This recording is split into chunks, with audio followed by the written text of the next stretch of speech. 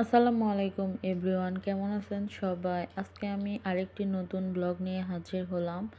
জলপাইয়ের সময় এসে গিয়েছে, আচার বানাবো না সেটা তো আর হয় না। তো সকাল সকাল উঠে আমি শুরু করে পড়লাম আমার আচারের যা যা প্রয়োজনীয় জিনিসপত্র নিয়ে আমি ছাদে চলে আসলাম। এখানে এসে এই যে দেখেন আমার পিচ্চিটা এখানে আমাকে আচারের মশলা বেটে দিচ্ছিল। আজকে আমার অনেক মানুষ আমাকে হেল্প করার জন্য ছিল, এরকম আমি সবাইকে পাশে পাই না। আজকে পেয়েছিলাম, এজন্য ভাবলাম যে আচারটা করেই নেই। এই যে আমি সুন্দর করে প্রথমেই আচারটাকে কেটে নিলাম, মানে আচারের জন্য জলপাইটাকে কেটে নিলাম। তারপরে এখানে 4 ধরনের মশলা আমি একটু হালকা ভেজে নিয়েছি, এগুলাকে আমি এখন গুঁড়ো করে নিব। অনেকেই বলবেন যে ব্লেন্ডারে গুঁড়ো করার জন্য, আসলে আমার ব্লেন্ডারে গুঁড়ো করা জিনিস ভালো লাগে না। এক পাশে আমার ভাগ্নি আমাকে একবার বেটে দিচ্ছিল, এক পাশে আমার বর। বাটাবাটি শেষে এই যে তোশক রোদে দিছিলাম, আমি অসুস্থ জন্য আমার বর আমার কাজগুলো করে দিচ্ছে।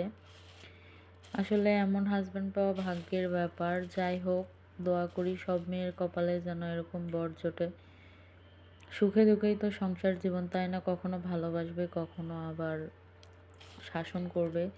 তো আচারের প্রস্তুতি আমি শুরু করলাম। প্রথমে সরিষার তেলের মধ্যে একটু মরিচ দিয়ে দিলাম, যেহেতু আমার আচারটা হবে টক ঝাল মিষ্টি। ঝাল দিয়ে দেওয়ার পরে আমি এখানে একটু পাঁচফোড়ন দিয়ে দিব, যাতে করে আচারের টেস্টটা আসে। আর এইটা না দিলে সবসময় আচারের মধ্যে একটা কমতি থেকেই যায়, তাই আপনারা যে কোনো আচার বানানোর আগে এই পাঁচফোড়নটা দিয়ে নেবেন তেলের মধ্যে। এটার ঘ্রাণটা অনেক সুন্দর।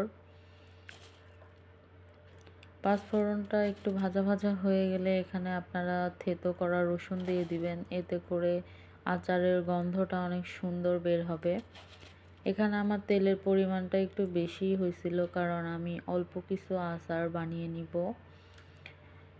এই যে আমার আচারের তেলানি করা হয়ে গিয়েছে, এখন এর মধ্যে আমি জলপাইটাকে দিয়ে নিব।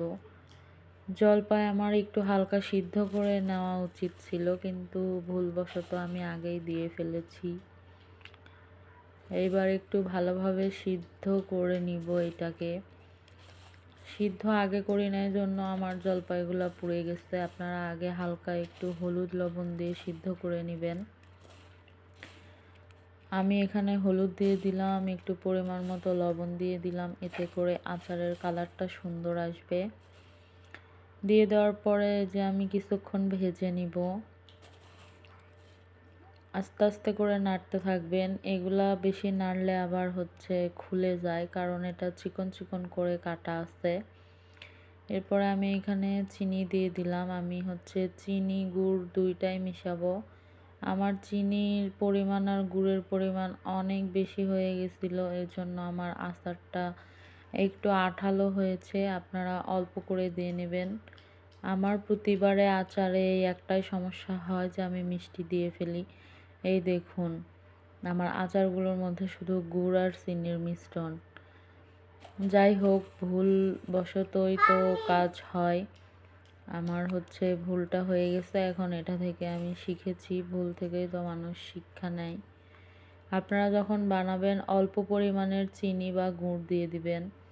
এরপরে আমি এখানে গুঁড়ো করা মশলাগুলো দিয়ে দিলাম। প্রথমে এখানে জিরা গুঁড়া দিচ্ছি, তারপরে দিব ধনিয়া গুঁড়া, এরপরে দিব পাঁচফোড়নের যে গুঁড়াটা করছিলাম সেটা, তারপরে দিব মরিচের গুঁড়া।